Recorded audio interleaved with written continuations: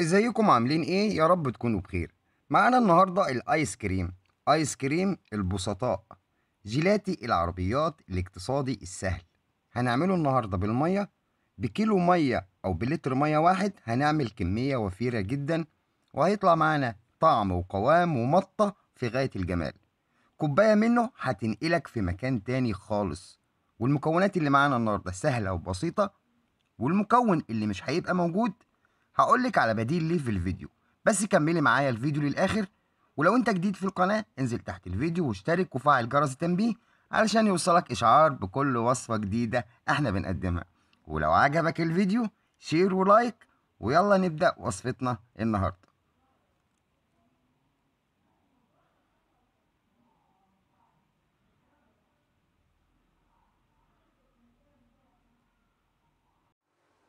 عندنا لتر من المية، كيلو من المية العادية بتاعت الحنفية عادي جدا، وهنضيف عليهم 150 جرام كريمة سايبة اللي هي الكريم شانتيه، عبارة عن عبوتين اللي احنا بنجيبهم من عند العطار او من عند البقال، وبندوبهم مع بعض في المية كويس.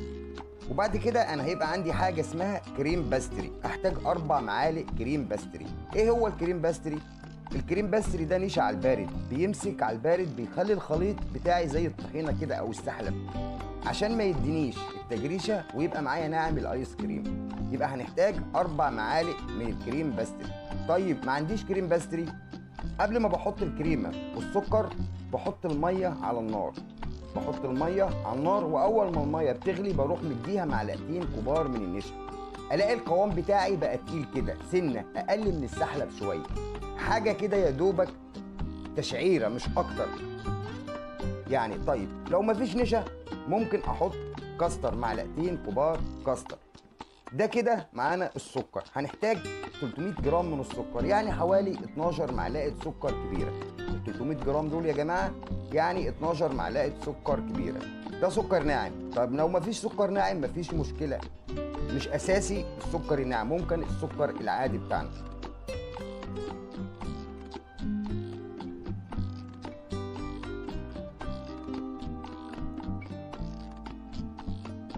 وبحاول ادوبهم كويس جدا. طبعا احنا مش هنستخدم خلاط ولا هنستخدم حاجه، لان كله هيبقى على البارد.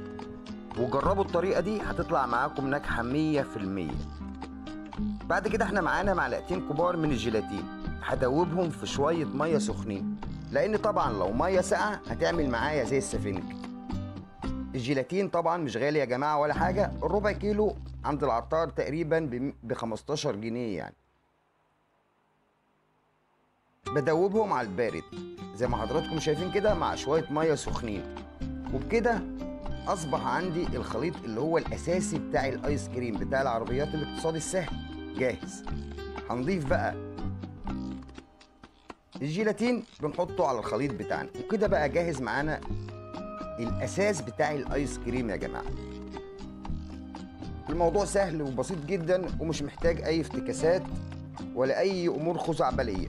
بعد كده انا بقسم الخليط بتاعي لجزئين، ممكن انت تقسميه ل3 اجزاء 4 اجزاء براحتك على حسب النكهات اللي انت حابه تعمليها. انا قسمته هنا جزئين عشان انا هعمله بنكهتين، بنكهه البرتقال وعندي نكهه المانجا. عندنا اللي هو الصورص ده او الاسانس ده اللي هو العصير البودره، بجيب هنا 2 باكو. لو حابه تستخدمي واحد مفيش مشكله، لكن انا من الناس اللي بتحب الحاجه مركزه شويه فهستخدم باكوين من العصير ده، عصير مانجا. وببدا ادوبهم، وكل ما هدوب طبعا الخليط بتاعي كل ما اللون بتاعي هيتغير لحد ما يدوب معايا بس الصورص او العصير البودره اللي احنا بنقول عليه دلوقتي. كده دي اول نكهه معانا اللي هي نكهه المانجا. نيجي لنكهه البرتقال، معايا 2 من اللي هو الفروتي. البرتقال ده مركز يا جماعه، يعني كفايه 2 هيبقى كتير جدا لان النوع ده من الانواع المركزه جدا. بضيف 2 وبدوبه بنفس الطريقه اللي احنا دوبنا بيها المانجا اللي فاتت.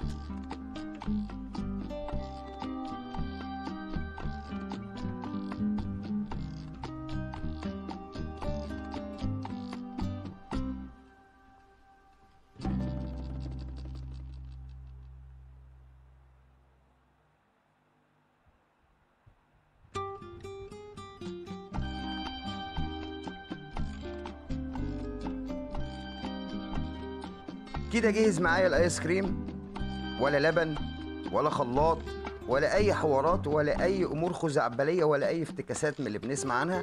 بعد كده انت بتصبيه بقى في اي حاجه، بتحطيه في اكياس، ممكن تحطيه في اكياس وتحطيه في التلاجة، وبعد كده بتطلعيه من التلاجة بعد 12 ساعه وبتديله ضربه خفيفه كده، تمام؟ او بتحطيه في علب او بتحطيه في العبوات المخصصه زي ما انت حضرتك شايفه بالظبط كده، وبندخله التلاجة طول الليل، وبعد كده بيبقى جاهز معانا.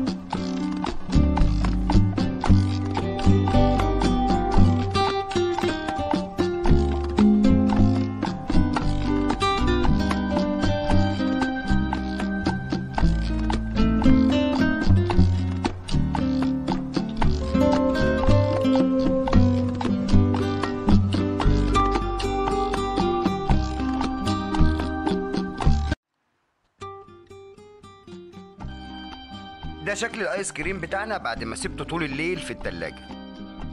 حاجة تستاهل وحاجة فعلا تستحق التجربة، حاجة جميلة جدا. ايس كريم البسطاء.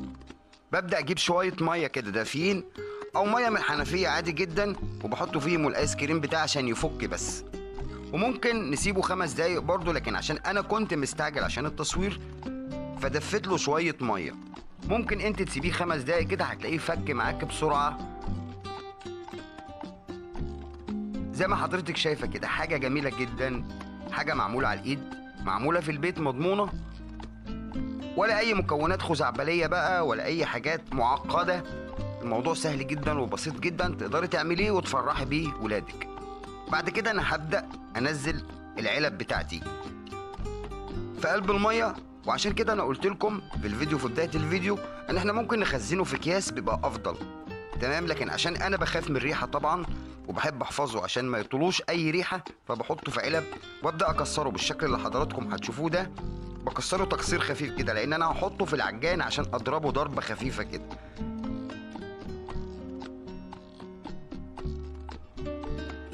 يعني هنبدا نكسر الحاجه دي كلها في العجان. الخليط ده كده لو ضربناه بالمضرب الكهرباء هيحرق المضرب، خدي بالك. وانا ياما طبعا اتسببت في حرق مضارب. يعني هنخليه يفك شويه، وبعد كده بعد ما يفك شويه بعد المرحله دي بره التلاجة، انا هبدا اضربه بمضرب الكهرباء او المضرب اليدوي لو انت ما عندكيش عجان، يعني مش لازم برضو العجان. وبرضو لو استخدمت العجان بنبدا نضرب واحده واحده، يعني نضرب ونوقف عشان ما نتسببش في حرق العجان بتاعنا. 5 دقايق بس مش اكتر عشان نوصل للنعومه المطلوبه.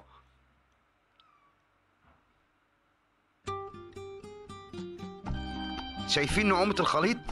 كأنه معمول في مكنة. المكنة بقى أم 50,000 و40,000. اللي بيعجبني في النوع ده يا جماعة النعومة. ده كده بقى تاكل كوباية ما شاء الله قشطة، والله العظيم ما تقلته، حطيته سايح كده مية. وخلي بالكم أنا بمسك بإيدي كده بوريكم القوام والمطاطية، لكن أنا عارف طبعا إنكم بتحبوني وواثقين فيا، لكن عشان تتأكدوا بس مش أكتر. ده كده البرتقان حاجة عظمة، حاجة تستحق التجربة فعلا.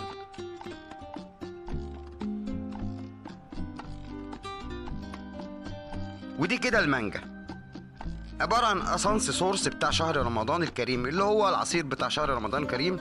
شايفين اللون بيفتح ازاي؟ شايفين حضراتكم عاملين ازاي؟ زي البوظة. ولا استخدمنا مانجا ولا برتقان، ايس كريم فعلا البسطاء. انا بيعجبني في النوع ده النعومة، بيبقى زي القشطة كده. جربيه هتلاقي الموضوع جميل وماشي معاكي زي الفل. ويا سلام على اسانس التمر هندي بقى ولا البلح، يا نهار ابيض بيبقى روعه. جربوه، بس يا ريت لو جربتوه انزلوا لي في التعليقات ولايك وشير عشان يوصلوا لاكبر قدر من الناس ويستفيدوا. ولو انت جديد في القناه اشترك وفعل جرس التنبيه، واشوفكم على خير في فيديو جديد. والسلام عليكم ورحمه الله وبركاته.